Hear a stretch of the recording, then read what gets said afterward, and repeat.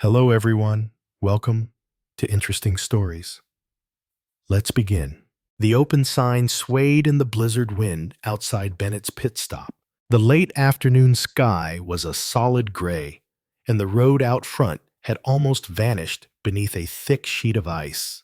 Inside, Rosa Bennett wiped the countertop for the third time that day, despite not having a single customer since morning. The coffee in the pot had gone cold. The kitchen lights still glowed, but there was nothing left on the menu, just a few slices of stale bread and a watered-down pot of chicken soup. She glanced up at the wall clock. The short hand had just ticked to 7 p.m. Well, that's the end of the day, Rosa exhaled, reaching to flip the sign to closed. The bell above the door jingled. Cold wind slapped into the room like a warning. A man stepped inside, snow clinging to his coat boots, caked in mud shoulders, sagging from exhaustion. "Are you still open?" he asked, voice hoarse from wind eyes bloodshot from the road. Rosa froze mid-motion. Her eyes flicked toward the bare kitchen behind her, then back to the man standing there, Cal, as she'd learned later. She gave a small nod, more out of instinct than decision. "Come in. I'll warm up the soup." Cal sat down quietly at the first stool by the counter, his wet boots leaving dark prints across the worn wooden floor. Just minutes later, the bell rang again. Then again, and again. 12 people in total, faces red from windburned hands, shaking from cold eyes, tired, some bewildered. They were all truckers, stranded along a blocked mountain stretch, shut down by the storm. One woman among them spoke softly. "We just need a place to wait it out. There's nowhere else open for miles." Rosa looked around the diner. The fridge was empty. The pantry held only a few old loaves, 3 cans of beans, and some eggs. She turned her head toward Liam, the 19-year-old kitchen helper, who was still scrubbing the grill. "Liam," she said gently, "use everything we've got." Liam froze. Are you sure? Will it be enough?" "No one goes to bed cold tonight," Rosa replied, and turned away without waiting for an answer. She didn't look back. She didn't need to, because sometimes kindness doesn't ask for conditions. It just needs one person to open the door first. In the quiet corner of the diner sat Harold Bennett in his wheelchair. He didn't speak, didn't ask anything. He simply watched the group of truckers warming their hands around cups of cold coffee. The soft yellow light caught the lines in his face and the eyes of a man who had once stared across endless highways. Once Harold had been more than a trucker. He had been a voice in the snow, a lifeline for those who thought they were hopelessly lost in the dark. They called him Ghost Rider, a name passed along CB radio waves from Arkansas to Montana. Before the diner existed, their lives were measured in long-distance promises. "I left your coffee in the thermos. Should be there in 3 hours. As long as you're back before Monday morning." I'm used to the rest.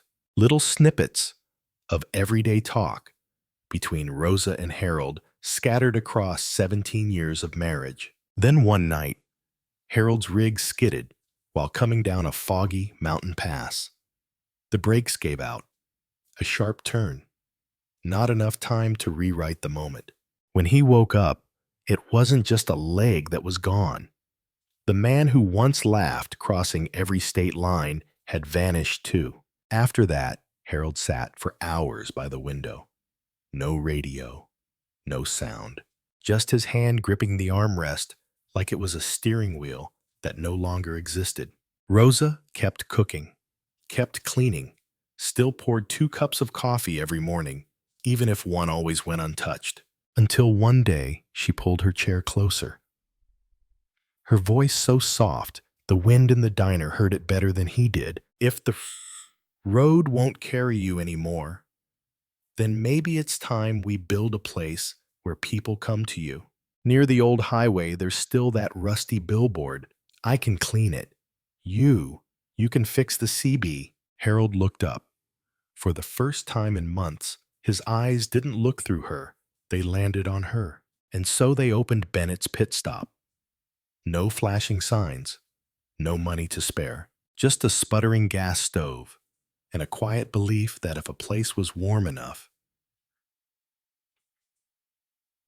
someone on the road would find it, just like Harold once guided strangers back home. The wind outside still howled. Inside, the watered-down chicken soup bubbled gently on the old gas burner, its rising steam offering a slow, quiet comfort. Liam carried out the first few bowls, his hands still shaking from the cold and from the pressure of cooking for over a dozen people for the first time. "There's not much chicken in it," he said quietly to the first man, Cal, "but I added toasted bread. It's hot. That should help." Cal smiled and accepted the bowl as if it were a feast. "Kid, if you ever open your own place, keep this exact recipe. It tastes like something real." 12 chairs were pulled around the small tables. Coats hung off the backs of chairs, wet boots lined up near the door. Rosa didn't stop moving. Every time she cleared a table, she cut another loaf of bread, old hamburger buns now toasted crisp, dividing them carefully, like she was counting in heartbeats. From the corner, Harold watched, at first silently. Then his eyes caught something familiar. 3 men, huddled over a napkin, sketching out a route with a ballpoint pen. A woman in a faded ball cap retold how she once lost her brakes on a mountain road and still managed to save the cargo. Laughter broke out, low, raspy, but honest. A young trucker close to Liam's age turned and said, "I've never seen a diner like this. There's nothing on the menu I recognize, but it feels like home." Rosa replied without turning, "That's because, at home, you're served what you need, not what you order." Suddenly, Harold wheeled himself closer to the counter.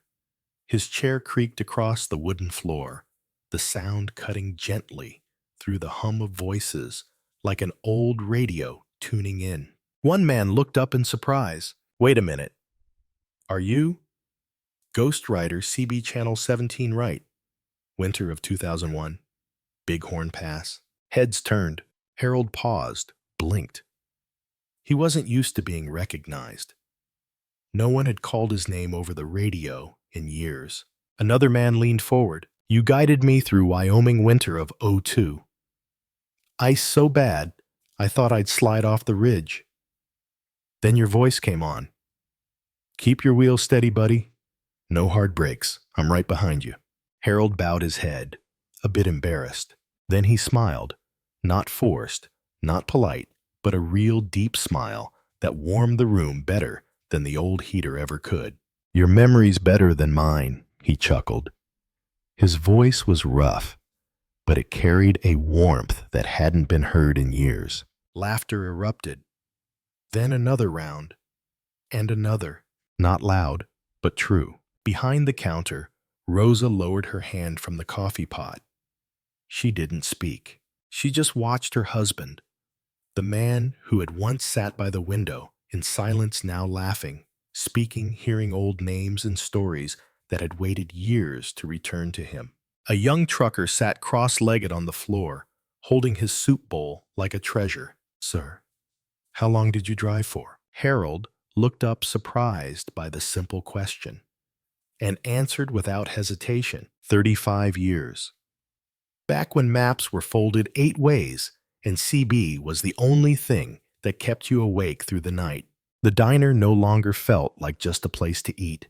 It had become a live broadcast, each person a frequency. And somehow Harold had reconnected all the lines. That winter night, when everyone should have been home, became the night a forgotten man was finally called by name and came back. The laughter hadn't even fully faded when a sharp, dry crack echoed from the corner. The old heater rattled once, then let out a hard click and went dark. In less than 10 seconds, the cold rushed in like someone had flung open the door to the storm. Rosa instinctively pulled her cardigan tighter, eyes scanning the room. "Cal." The first driver who'd walked in that night was already moving toward the back kitchen. Want me to take a look at the heater? I've fixed worse things in Alaska. Rosa nodded, didn't even get a word out. Liam stood frozen near the stove, his voice small, like a breeze sneaking through a crack. Miss Rosa, what if it's dead for good? She looked him straight in the eyes. Her voice wasn't loud, but solid. Then we burn old blankets. We burn chairs. We burn the menu if we have to. But no one freezes tonight. Understood. While Cal knelt behind the heater, the others pulled their chairs closer. Coats were worn again. Scarves, dry socks, and warm water were passed around without asking. Harold, still seated in the center of the room, remained silent, but his eyes scanned the space like an old captain taking stock of a storm. 10 minutes passed. Then Cal reappeared, hair damp, with sweat, sleeves soaked. It'll hold at least through the night. I pulled copper wire from the old microwave, wrapped it around the heat sensor. Not pretty, but it works. A round of clapping rose around him. Not wild, just long enough to say everyone understood he didn't just fix a heater. He fixed something inside all of them. But Rosa knew the bigger problem was behind the kitchen door. She slipped away from the counter into the back room of the diner, a space only she and Harold used to call home. In the dim cold, she rummaged through the fridge. 2 saved loaves of bread, a sack of sprouted potatoes in the corner, 2 frozen cuts of meat meant for their weekend dinner. Back in the kitchen, Rosa said nothing. She laid it all out on the counter. Liam looked at her, whispered, "Won't you and Mr. Harold have nothing left after this?" Rosa smiled faintly, washing the potatoes. An empty stomach grumbles, but a frozen heart? It goes quiet. Outside, snow kept falling. Inside, Rosa and Liam started from scratch with things that should have been too little, but weren't, because everyone was doing this together. The new potato stew steamed gently. The smell of toast filled the air again. Laughter returned, not because of jokes, but simply because no one had left yet. That night, the diner had no food left. No extra blankets. No backup heat. But one thing remained untouched and endless: the quiet, stubborn refusal to let anyone be left behind. 2 days later, the sky cleared. Snow still blanketed the eaves, but the road had reappeared dark, wet asphalt peeking through the frost. The sunlight was thin as paper, but enough to loosen the ice clinging to the fence rails. Inside the diner, Harold wiped down the counter with a worn cloth. His movements were slow, deliberate, as if he didn't want the task to end too soon. Rosa swept the floor near the entrance, each stroke dragging behind it. The quiet thoughts crowding her head: the electric bill, the gas notice, the for sale sign leaning sideways against the back fence, snow still halfway up its wood. No one said a word. The energy of that night, the laughter, the spoons clinking, the hum of Harold's old radio voice had faded into the stillness. "Feels like we dreamed the whole thing," Rosa muttered, eyes on the floor. Harold replied softly, like a morning fog drifting through the room. "Yeah, but I remember the soup and the laughter." The coffee pot let out a soft sputter like a tired breath. And then, from outside, a faint sound. At first, it was just the low hum of a diesel engine. Then the hiss of air brakes. Then wheels crunching over packed snow, growing louder, more distinct, like a sound rolling straight in from memory. Rosa looked up. "Harold, do you hear that?" He set down the cloth, sat upright. "I'm not sure, but my heart hears it clear." The door swung open. Cal, the first driver from that stormy night, now stood in the doorway, same heavy coat, cheeks flushed from the wind. Behind him, a long row of trucks, chrome gleaming headlights, blinking like Christmas, lined down the newly cleared road. "Hope you've got more coffee brewing," Cal said with a grin. Rosa stood, frozen. Then, like something inside her unlocked, she turned and rushed toward the kitchen, hands shaking as she fired up the stove, not to heat the coffee, but to warm herself back to life. One driver stepped in, then two, then five. Then a group of women drivers themselves, young, older, smiling, filing in like they were coming home. Someone whistled softly. Someone asked, "You got space to park 20 rigs? If not, we'll pitch tents." Another answered, and they all burst out laughing. Harold sat motionless. An older trucker approached, held out his hand. "You don't remember me, sir, but I remember your voice." Channel 14, Colorado, 2003. You kept me awake that night. And now, I'm here to return the favor. And in that quiet moment, Rosa knew that night wasn't a dream. It was a seed, and now it was sprouting in snow-caked boots, in familiar faces warmed by recognition, in the kind of home you find when a small diner stays open and a man who no longer walks never truly left the road. Bennett's pit stop had never felt this full. The old diner buzzed in a way Rosa had once dreamed of, but never quite dared to believe. Wet boots, low chuckles. The smell of strong coffee drifting through the air, like winter had never touched the place. It was no longer just a shelter. It was a destination. It was a place people came home to. Cal made his way to the counter. He took off his gloves and pulled a thick envelope from inside his coat. "We've pulled together something," he said gently. "Us drivers, the old radio folks, even a few freight companies. They remember your name, Rosa. And they sure as hell remember Harold." Rosa looked at the envelope. Her hand didn't reach out right away. Cal laid it on the counter, soft, but full of meaning. "It's enough to clear the bills, pay the utilities, and maybe even start over if you want to." Rosa looked at Harold. He didn't speak. He just gave a small nod, the kind of nod from someone who had once fallen off the map and was now learning to believe again. Then another man approached, older, broad-shouldered, with salt and pepper hair. He held a small box. He placed it on the counter, opened it. Inside, a weathered CB microphone, chipped and faded, but still intact, still functional, still faithful. "Mr. Harold," the man said, "you gave me this back in '92. I lost signal in a blizzard. You said, if there's no wave, we make one. I kept it all these years. But I think it's time it came back home." Harold hesitated. His hand trembled as he reached for the mic, not because it was fragile, but because he was. He didn't say anything.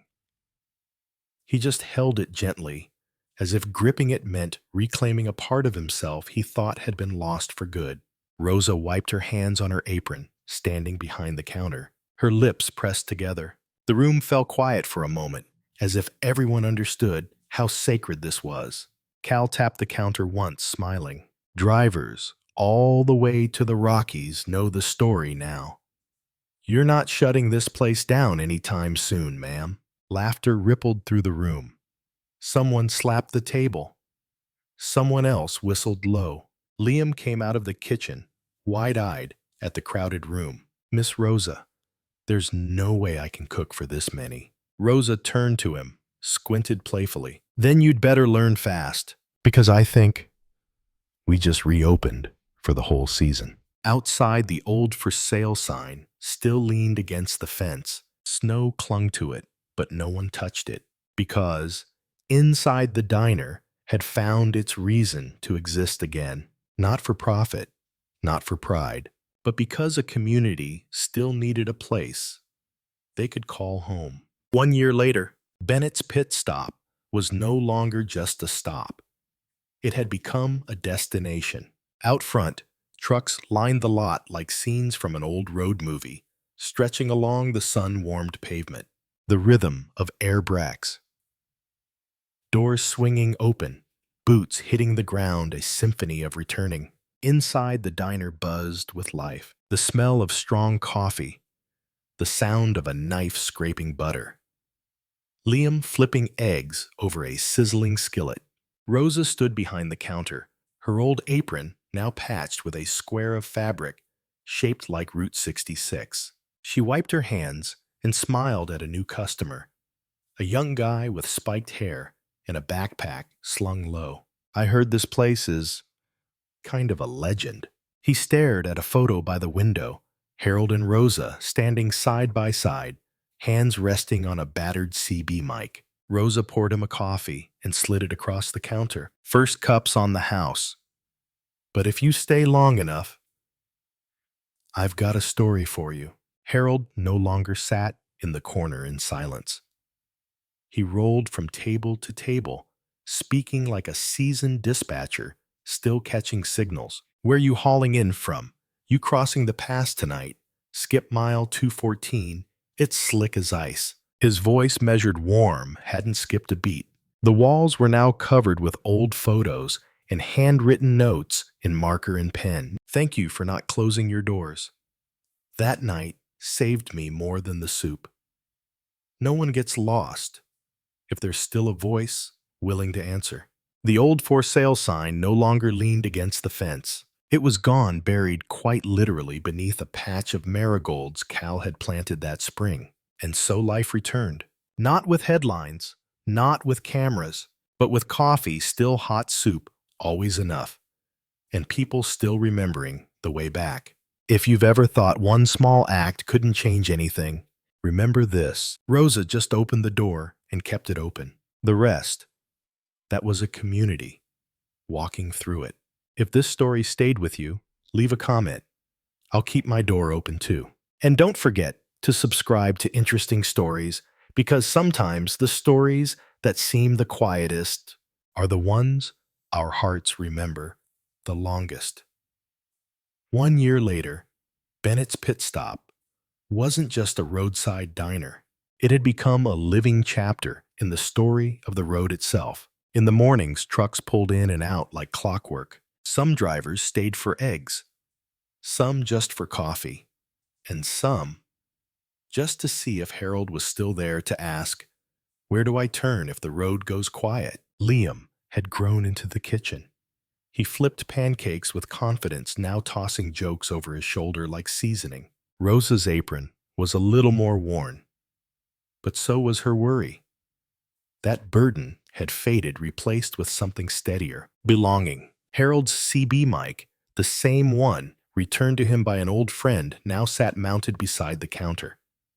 It didn't broadcast anymore, but kids still asked, what did it sound like when the road talked back? And Harold would smile, like gravel and hope. On the wall near the door, a new wooden plaque had been hung. No gold, no spotlight, just a simple carving. For those who once felt forgotten, you were always heard here. One quiet Thursday morning, Rosa stepped outside to water the marigolds. They bloomed along the fence, right where the for sale sign used to lean. She glanced up at the clear sky. The storm was long gone, but what it left behind had taken root. A driver honked as he pulled in. Another waved from the road. A young boy stepped out of a truck cab. With his mom, looked around the diner and whispered, "Is this the place from the story?" His mom smiled and nodded. Rosa held the door open for them. "It still is, sweetheart. And if you followed this story all the way here, if you felt anger when Elias was hit, shame when the crowd stayed silent, or warmth when a room full of strangers chose kindness, then you understand. Some people don't need to rise up to prove they're great. They just need to stay standing long enough for a town to rise up beside them. If you believe respect shouldn't wait until after the pain tap, so someone like Elias will be seen. Leave a comment. I won't look away if this story stayed with you. And don't forget to subscribe to Interesting Stories, because sometimes the quietest stories are the ones that move us most.